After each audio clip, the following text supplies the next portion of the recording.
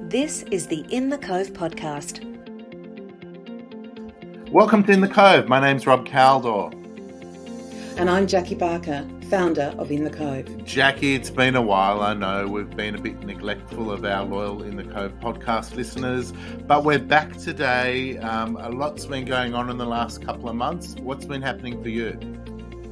Oh, Rob, it's been action. My computer and I have been very intimate. I got back from Christmas holidays, thought I would have some 12 days break. Didn't happen because, of course, we had the great rat race, trying to find rats everywhere. And then people who couldn't have rats but still needed PCRs, just so much happening. And then we went into busways taking over the buses, so we needed to tell people about that. And then a lot of the buses were not coming because of driver shortage. And then we've got events coming back, so we had to get that all up. And then Lane Cove Council. The elections were held in December and the first meeting was in January, and there are 6 new councillors on the council and 3 returning. And those new councillors have been working really hard to put through a lot of ideas but also tackle some really contentious issues, and it's been full on. I think they've had 3 meetings in the first 2 months, which is a lot. So yeah, it's just been full on, but enjoyed it. In The Cove News.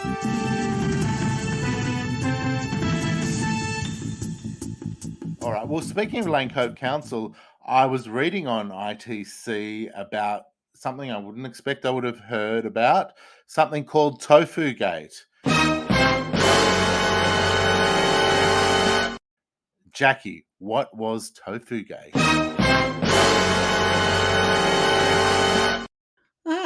Thanks for asking, Rob. So Tofugate came out of left field. Councillor Rochelle Flood, who's a Green councillor, she put up a motion saying that she would like more plant protein-based alternatives at Lane Cove Council events and Lane Cove Council functions. So what she was asking for was more vegetarian options at Lane Cove Council events. She specifically said she was not trying to replace meat. She also said that there are people who want vegetarian or vegan for many reasons, including Meat-Free Monday, being healthy, the planet, and that's all she wanted to do, which was interesting because I'd been at a Lane Cove Council seminar 2 days before, and one of the gentlemen behind me said, "Why is there never any vegetarian options at council functions?" So she was obviously tapped into a good point. 2 councillors stood up and said, "Well, we don't understand this. What is soy? What is plant-based products? Is it tofu? Is that what we're talking about?" What should have been a very quick, yes, we agree, went on for quite a considerable period of time. And there were lots of questions asked by Councillor Bennison about what this all entailed, and he wanted to get community consultation. And I actually was floored because I thought that what Rochelle Flood had said was just a very sensible thing. When you have a council function, just have more vegetarian options. And then it got me to thinking, well, why are people so confused about what plant-based proteins are and how they fit into our everyday menu choices? I mean, Jackie, to me, it's a daily thing. Why? Like, it shouldn't be an issue. I'm amazed that so much time was spent over something which, in essence, is trying to include as many people as possible. And I think it's important for us to have a deeper look into what these meat alternatives are. So we're going to get online Andrew May, who works as a Chief Growth Officer at V2 Meat. But before we get Andrew online, he's got a bit of a connection to Lane Cove. Is that right? That's right. Andrew May is a Lane Cove boy. He doesn't live here anymore, but both his parents do. He's part of the May family, which are Lane Cove legends. Lindsay May has done more Sydney to Hobart yacht races than you've probably had hot dinners. He's an absolute legend in the yachting world. He's also the Rotary District President, and his wife, Tanya Mace, is the President-elect of Lane Cove Rotary, and his former wife, Jenny May. Jenny May is a tireless worker for Lane Cove Rotary, raising funds for both local and overseas charities, and her raffles are renowned. In The Cove special guest. We are blessed to have Andrew May on the In The Cove podcast. Hello, Andrew. Hi, how you doing? Now, Andrew, you're the Chief Growth Officer at V2 Food. What does V2 Foods do and how was it developed? Right, so V2 is stands for version 2 of food. And so there's quite an interesting foundation story. The company is only 3 years old now, and it was formed in direct response to the climate change challenge we're facing as a globe. So the premise is that with a growing population forecasted to be 10 billion people in 2050, to feed that amount of people with the increasing meat consumption rates, you'd actually need a whole second planet's worth of animals to feed that. So we just can't get there. There's too much demand on current protein. So we have to find a more efficient way to actually create protein for people. And the company was actually founded as a collaboration between Jack Cowan of Hungry Jack's and CSIRO, and came about in Jack had seen the success of plant-based protein or plant-based meat in the US and was trying to find a way to make it, and approached CSIRO and said to the community, you guys have a lot of very clever scientists that work in food. Do you think you could develop some products with me? And they said, well, actually, let's make a company that is designated to try and solve this problem. So between the CSIRO and Jack Cowan and Main Sequence, which is a venture capital fund that represents CSIRO, they created the company and picked a founder, which is Nick Hazel, our CEO and founder. And that was started 2019. And we've gone about there taking plants and turning them into meat analog products. So plant-based products that look, cook, taste just like animal meat. And that's how it all kicked off. Wow, that sounds amazing. Although, Rob, when you introduced Andrew, you forgot to say that one of his titles was Tasterian, which I love. So do you get to taste all the products? Yeah, I do. I mean, the joke is I also grow the products, being a growth officer, but that's more about growing the business. But the whole Tasterian thing is, I started working here and I was like, oh, are you a vegan now? And I was like, no, I'm not a vegan. I'm just trying to cut down meat, and this is a product that I can eat day in, day out, slot into a bolognese or use in any different way. And I have a much lesser impact on the planet than eating meat, and it sort of works. So as we started to go through the research to understand what consumers thought about this, there's only a very small percentage of vegans and vegetarians that are true vegans and vegetarians, right? They're doing it all day, every day, and they've got a lot better willpower than I do. I've thought about it in the past. It just, I like meat and I like cheeses and dairies and things. So I've found it hard. But there's a lot of people that say, oh, look, I'm sort of vegetarian 4 days a week. I try and eat less. And, the term flexitarian has come in to determine that. And then now there's a new term called reducitarians. So as we were sort of like talking to all these people, and they're like, but you know what? Like, I just eat food. If it tastes good, I'll eat it.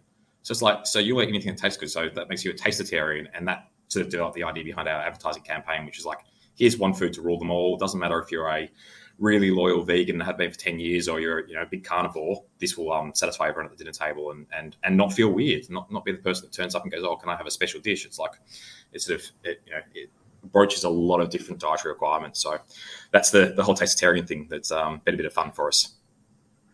Andrew, I think we've all noticed the growth in the whole meat alternatives. If you go down the aisle of any supermarket, and you can see it's become more than a niche. And I was hearing stats that year on year, the growth has been something like, across the industry, 14% for the last couple of years.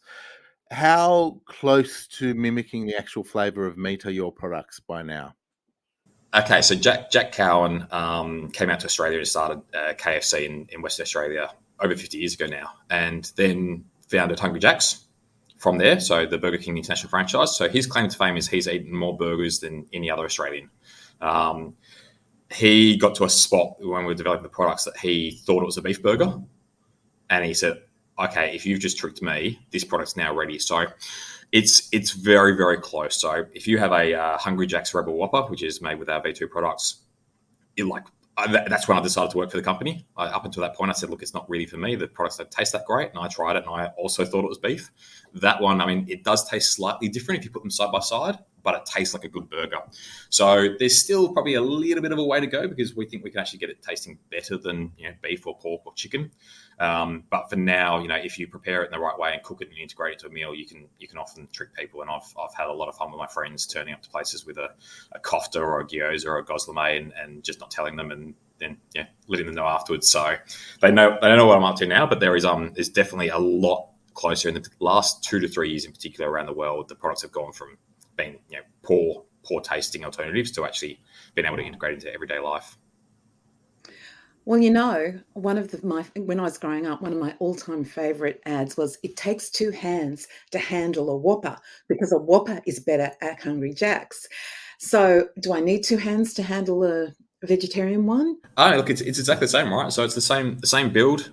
So the burger bun, the lettuce, cheese, mayo. I mean, I order mine with cheese, but if you're strictly vegan, then you wouldn't have cheese, or you go for a vegan cheese. But it's designed to be applied into food the same way that anything else would. So if you want to make a giant nachos to feed 20 people, then you slot it in. If you want to do a dainty little sort of side dish, then you can also do that. So it's just incredible to see what people have created with the products, because they just use it as the base ingredient. You rattled off a whole lot of things. Koftas, gozleme.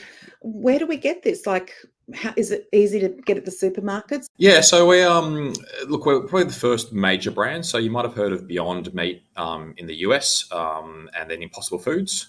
So they were sort of leading the way in the US, and V2 is Australia's answer to that. So we believe Australia's got a really good agricultural background. We think there's a huge opportunity here to take Australian grains and pulses and legumes and turn them into value added to export to the world, and really lead the way. We've got the best scientists in the world in CSIRO.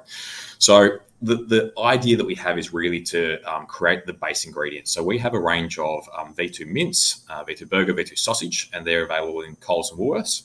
And then we're just about to launch a range of chicken products. So there's schnitzels, tenders, and nuggets, and they will also be available through supermarkets.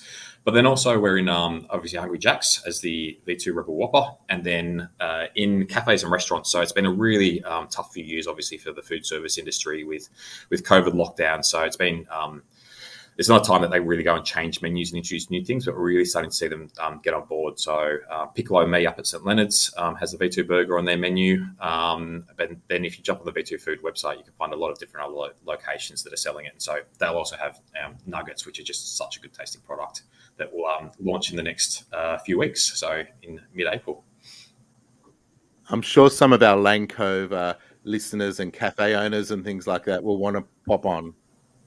Yeah, absolutely. Don't hesitate to get in touch, and we'll get someone to get some samples out to the guys. Well, this is all very interesting because you probably read about Tofugate at Lane Cove Council, and I was stunned that two councillors had to get up and ask what protein-based products were, because to me it was pretty obvious that there's a huge range and it's not just soy.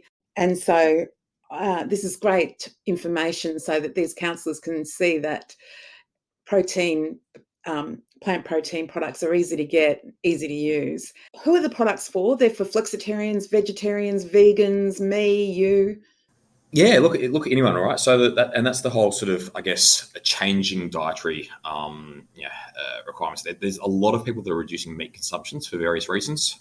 Could be health driven, eating too much red meat and not enough vegetables and fiber. So there's switching away from that just because the balance of the plate is not quite right.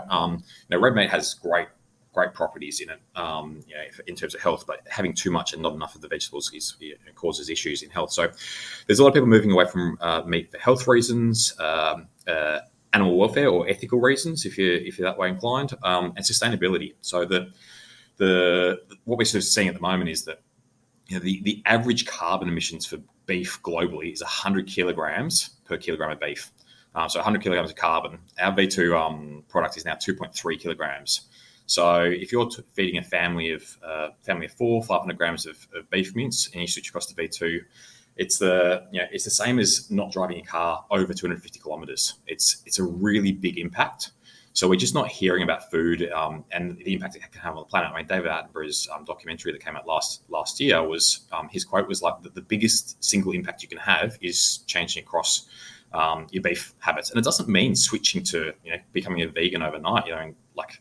If you can do that, then fantastic. You're probably a lot better than most of us. But it's just it's here and there, and understanding that these small, simple changes that you don't notice can have a large impact. So, once a week having a meat-free Monday just can have a big impact. So, it's just something to try. People are taking it in different ways, and I think our new range, especially schnitzels and that kind of thing, is just a really easy way to it looks exactly the same, cooks exactly the same, and hopefully the whole family will eat it, and that's when we do it with our taste buds. So that's the biggest factor to please people with. Are you looking into lab-grown meats, so as an alternative? I know that that's happening in a few places overseas. Yeah, okay, really interesting question. So frankenfood, lab-grown, cell-based meats, all that kind of thing. V2 isn't. So, we work with the scientists, CSIRO and other leading institutions from around the world to take soy at the moment and extract the protein out of that, and then turn that into a texture, and then add in the amino acids you find in beef, coconut fat to give you that nice mouthfeel, beetroot to give you the reddy color. And there's lots of really clever ways to actually then build it back up to actually take meat science and say what makes that up, and then turn that into a basically imagine you were making something up at home and you were making a cake. We just do the same thing with a bunch of ingredients that are all non-artificial, non-GMO.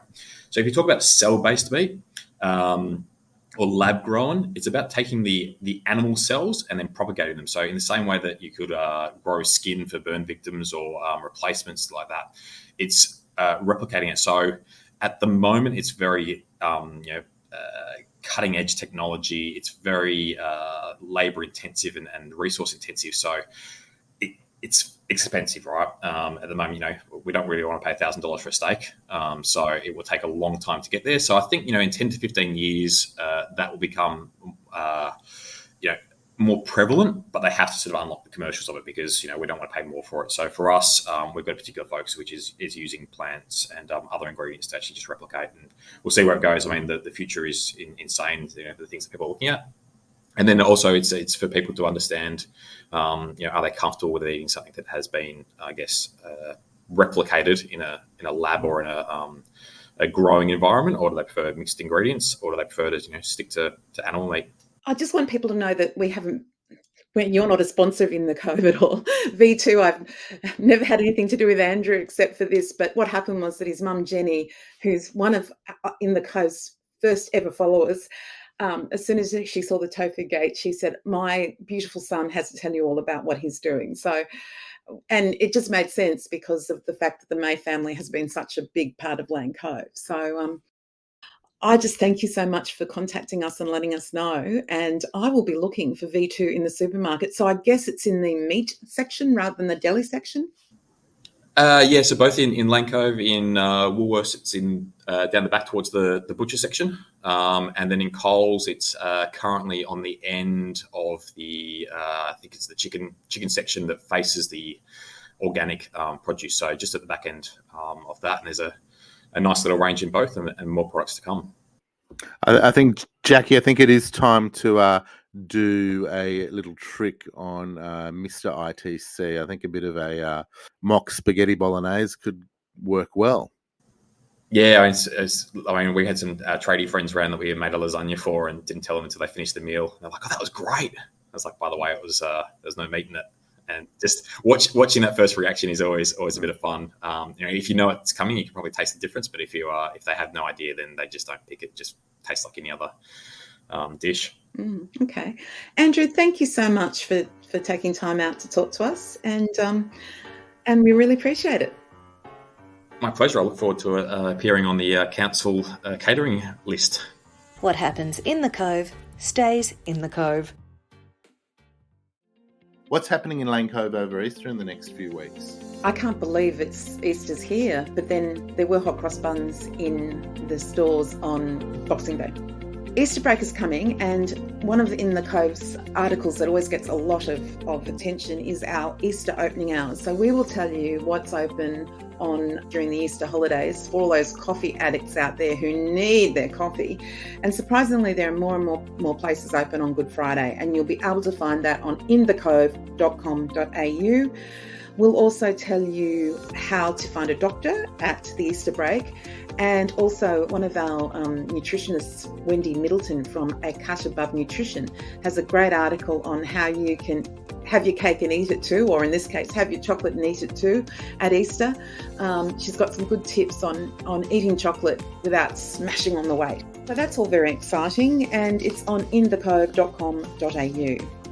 Well, we're hopeful that this rain will go away, and I know that people have been worried about what's been going on all over the state and in other parts of Sydney with the flood victims. Apparently there's going to be a bit of a concert on in Lane Cove to support some of the issues around flooding.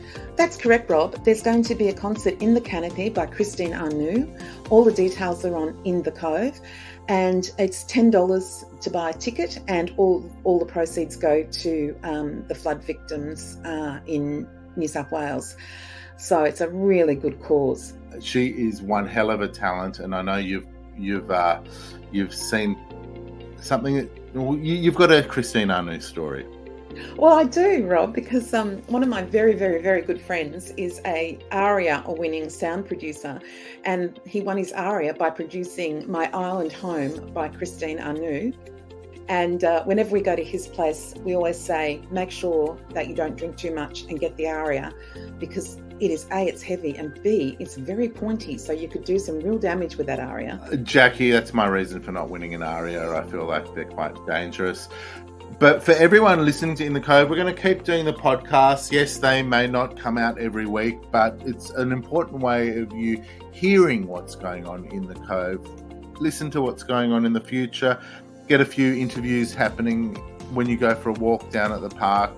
Those dogs are desperate for a walk, so you've got to keep taking them. If you're liking In The Cove, don't forget to rate and review us on Apple or Spotify.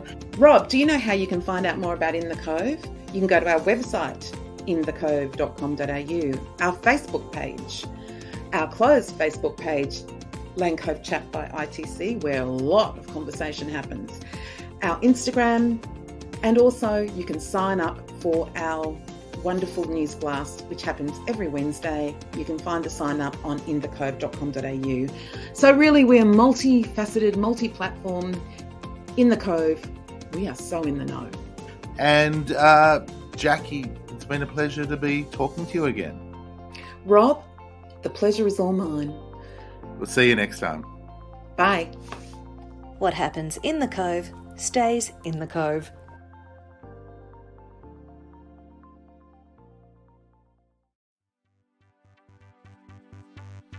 This podcast has been produced by localpodcast.com.au. If your organisation needs a podcast, contact Rob 0404 289 956.